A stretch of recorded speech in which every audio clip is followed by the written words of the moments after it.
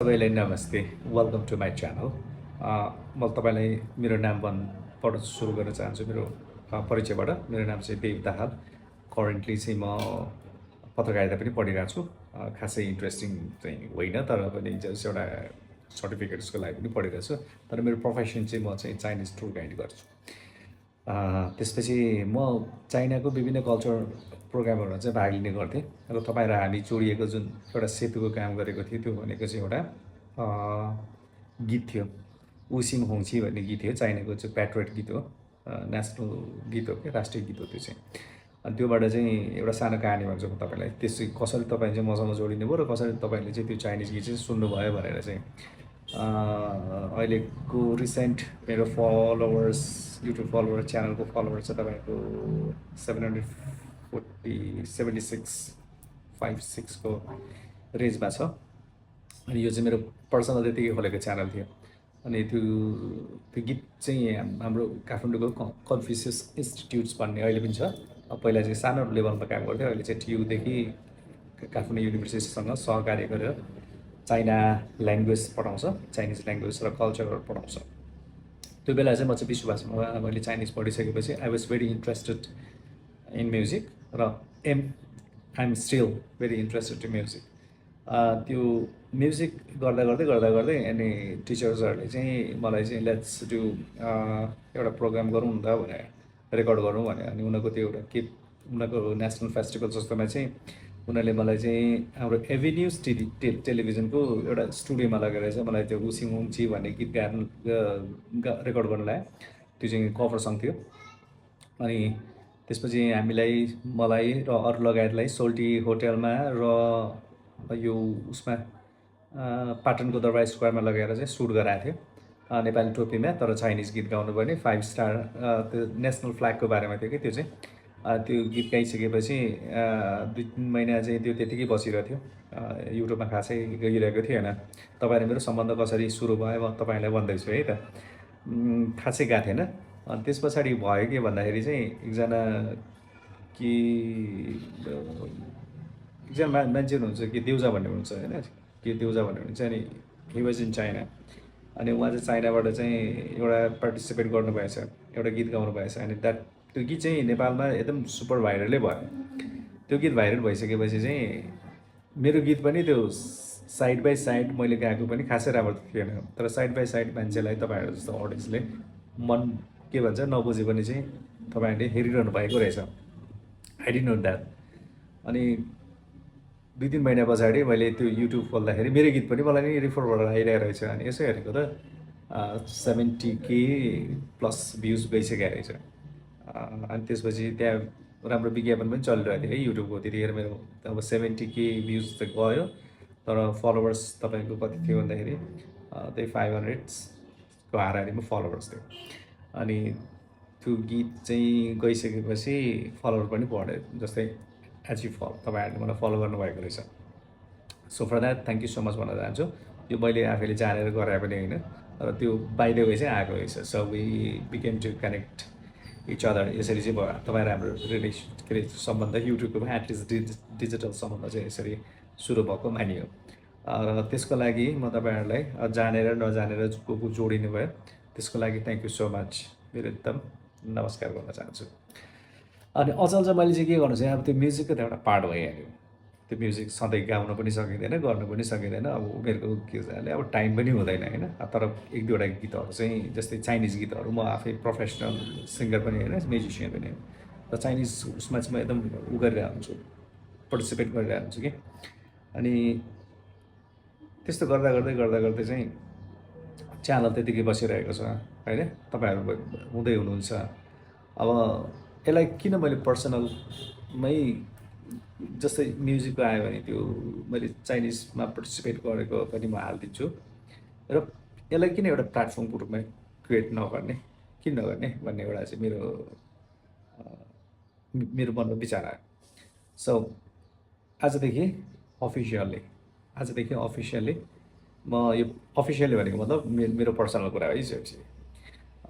मेरो कुनै अरू यसमा आउने बेला होइन, कुनै व्यापार स्यापार गर्ने कुरा होइन। यो चाहिँ मैले चाहिँ के भने पर्सनल नितान्त मेरो व्यक्तिगत धारणाहरू राख्ने, मैले गरेका कामहरू जस्तै हुन्छ नि सामान्य क्रिएसनहरू जस्तै यदि चाइनिजमा मैले कुनै कम्पिटिसनमा भाग लिएँ अथवा कुनै इन्टरनेसनल जस्तै इङ्ग्लिसमा पनि ठिकै लाग्छ मलाई इङ्ग्लिसमा पनि कुनै भिडियोहरू बनायो भने र नेपालीमा बनायो भने पनि अफकोर्स यो च्यानलबाट चाहिँ म प्रमोट गर्न चाहन्छु भन्ने चाहिँ मेरो एउटा थट आयो सो आजदेखि मैले तपाईँहरू जस्तो सम्पूर्ण जो चाहिँ पहिला फलो गर्ने भयो र बिचमा छोडिदिनु पनि भयो सबैको फ्रिडम हो यसमा खासै ठुलो कुरा भएन मैले चाहिँ तपाईँहरूलाई भन्न खोजेको चाहिँ मेन थिङ भनेको के हो भन्दाखेरि शान्तिको कुराहरू सेयर गर्नका लागि आफ्नो भावनाहरू भन्नका लागि आफ्नो विचारहरू आफ्नो प्रब्लमहरू सेयर गर्नलाई चाहिँ म यो आजदेखि यो च्यानललाई चाहिँ म यसरी नै प्रयोग गर्नेछु आई होप कि तपाईँहरूलाई मन पऱ्यो भने you be connected with me अब त्यो सेकेन्ड अप्सन त मैले भन्नु परेन होला यु क्यान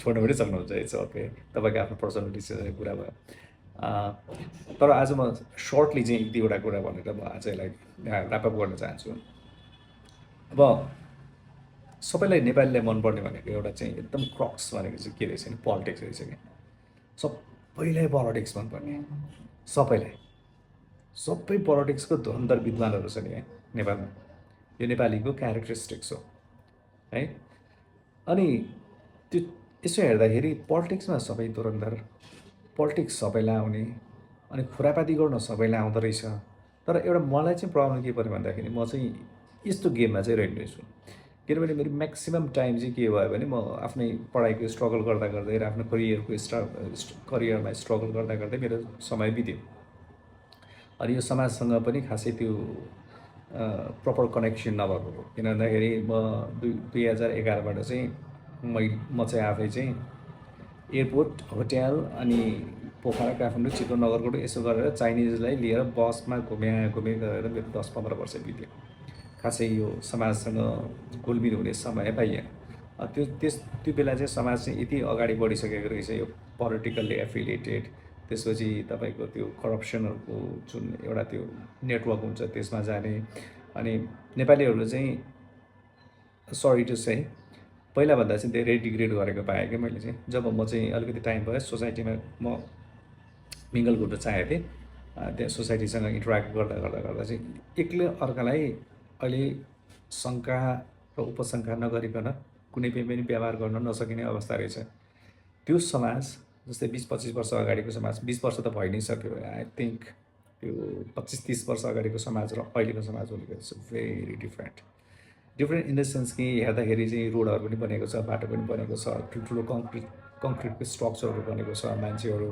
हाइफाई जीवन जिएको जस्तो पनि छ अनि तपाईँको रेस्टुरेन्टहरू खोलेको छ लवाई खवाई होइन गाडी बोलाइ चलाइ होइन त्यो चाहिँ एकदमै फरक देखिन्छ बट त्यति हुँदै पनि भित्र कहीँ न कहीँ त्यो ग्याप देखिन्छ ग्याप चाहिँ के को भन्दाखेरि ग्याप चाहिँ ट्रस्टको ग्याप के को भन्दाखेरि ग्याप चाहिँ विजडमको ग्याप के को भन्दाखेरि ग्याप अनेस्टीको र ग्याप के को भन्दाखेरि ग्याप चाहिँ ल्याक अफ त्यो इन्टिग्रिटी भन्छ नि त्यसको चाहिँ ग्याप देखिन्छ नेपाली समाजमा अब यो म चाहिँ अब त्यो चाइनाको एउटा सर्टन टाइम चाहिँ मैले त्यहाँ लाइफ बिताएको भएर पनि त्यहाँ र यहाँको कम्पेयर गर्न मन लाग्छ अलिकति थोरै म 2011मा चाइना गएको र त्यस पछाडि म लास्ट आई थिङ्क 15 होइन 19 हुने चाहिँ म 17मा गएको थिएँ एक्चुली उनीहरू चाहिँ के हुन्छ भने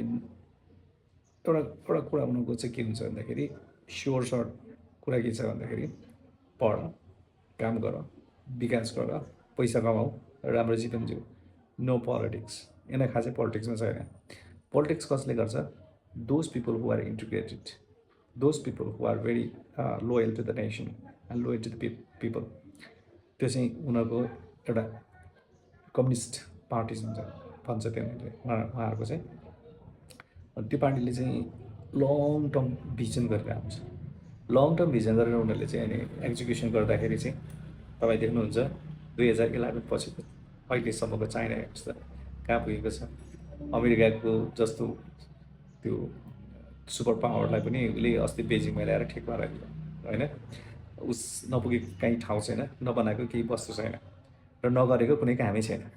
नेपालमा पनि अहिले धेरै चाइनिजहरू आएका छन्। नेपालको एउटा सिङ्गल कन्ट्रीले कन्ट्रिब्युट गरेको एउटा टुरिज्म र त्यो पनि राम्रो टुरिज्म भनेको चाहिँ चाइनिज हो। पर्यटनमा चाइनिजको ठुलो योगदान छ नेपालमा। पर्यटन इन्डस्ट्रीमा। बिसाइड्स त्योभन्दा अलावा के छ भन्दाखेरि नेपालमा चाहिँ चाइनिजको लगानी पनि छ। र फाइनली म के भन्छु भन्दाखेरि राम्रो कुरा हुँदाहुँदै पनि धेरै नराम्रो कुराहरू आइरहेको छ नेपालमा। त्यो पनि चाइनिजबाटै आइरहेको छ है। इन्डियनलाई छोडिदिउँ, इन्डियन भनेको अर्को कुरा भयो। चाइनिजबाट म फोकस चाहिँ चाइनिजमा गर्छु, जहाँ चाहिँ यहाँबाट चाहिँ चेलीबेटीहरू लाने, बिहा गर्ने भनेर चाहिँ आई डोन्ट नो कति सक्सेस भयो भएन, त्यो सबै उनीहरूले पनि देखायो होला, कति राम्रो पनि भयो होला। तर आई थिङ्क धेरै जस्तो चाहिँ यो चाहिँ प्रब्लमेटिक कुरा हो। तपाईँहरू त्यसमा चाहिँ सतर्क बन्नु होला। नेक्स्ट के थियो भन्दाखेरि पहिला चाहिँ उनीहरू चाहिँ जस्तै कम्बोडिया, लाओस, भियतनाम र बर्मामा उनीहरूले चाहिँ चाफियन भन्छ कि, चाफियन पनि स्क्याम सेन्टर चलाउँछ उनीहरूले चाहिँ। र त्यो स्क्याम सेन्टर चलाउनु पनि अलमोस्ट हो चाइनिज है। नेपालीहरू धेरै फसेका छन्। र नेपालमा चाहिँ जस्तै कम्बोडिया, भियतनामतिरबाट चाहिँ यहाँबाट मान्छे लाने, त्यहाँ चाहिँ टर्चर क्याम्पमा राख्छ। त्यो चाहिँ टर्चर क्याम्प भनेको के भन्दाखेरि चाहिँ उनीहरूलाई अनलाइनबाट स्क्याम गर्ने, मान्छेलाई फसाउने र त्यहाँको स्पेसली विदेशको पैसाहरू चाहिँ मान्छेलाई लडाइ फकाइ गरेर स्क्याम गरेर आफ्नो खातामा ल्याउने, त्यो चाहिँ नेपालीहरू धेरै गरेको देखेको छु मैले र भइ पनि रहेको छ। दुबईबाट पनि हुन्छ, मैले धेरै चिनेका मान्छेहरू पनि चाइनिज बोल्नेहरू चाहिँ देखाएको चाइनिज मात्रै होइन, इङ्ग्लिस बोल्न र टाइपिङ गरेर सजिलो छ भने अरूलाई पनि लान्छ। मलाई पनि अप्रोच भएको थियो, तर म चाहिँ गइनँ। किन भन्दाखेरि कपाल काटाइदिनुहुन्छ होला, म अलिकति बुद्धिस्ट फिलोसफीमा चाहिँ ऊ गर्छु, रेस्पेक्ट गर्छु। सो मैले फाइनल भन्नुपर्ने धेरै कुरा छैन। 11 मिनट भयो, 11 मिनट प्लस भइसक्यो। आजदेखि चाहिँ टुडे अनवर्ड्स चाहिँ यस्तै कुराहरू गरेर म तपाईँको टाइम चाहिँ वेस्ट गर्दिनँ। भनेको मतलब मेरो टाइम चाहिँ म यसरी नै आफ्नो मनमा लागेको कुराहरू चाहिँ यो च्यानलबाट चाहिँ सेयर गर्न चाहन्छु। यो मोनोकास्ट भनेर चाहिँ आफैले मोनोलगहरू चाहिँ भन्ने हो। धेरै पोलिटिक्सको बारेमा नभनेर पनि हुँदैन, तर पोलिटिक्सलाई अलिकति लिमिटेड गर्दै, तर पोलिटिक्सले चाहिँ एउटा क्रिएट गरेको विशेष साइकल छ, त्यो चाहिँ नेपाली समाजमा कसरी रिफ्लेक्ट भइरहेको छ, यो कुरा चाहिँ म यहाँबाट चाहिँ प्रस्तुत गर्नेछु। र तपाईँहरूको जजमेन्ट्स, तपाईँको कमेन्ट्स भ्यालुएबल्स। मलाई त्यो स्टार बन्ने ल्याकतको मान्छे पनि होइन, स्टार बन्ने क्षमता पनि होइन मसँग। जस्ट क्याजुअल टक गर्ने, किनभने I think simply is the best. मेरो लागि चाहिँ त्यही लाग्छ क्या, जति सामान्य भयो त्यति राम्रो जस्तो लाग्छ। Thank you so much.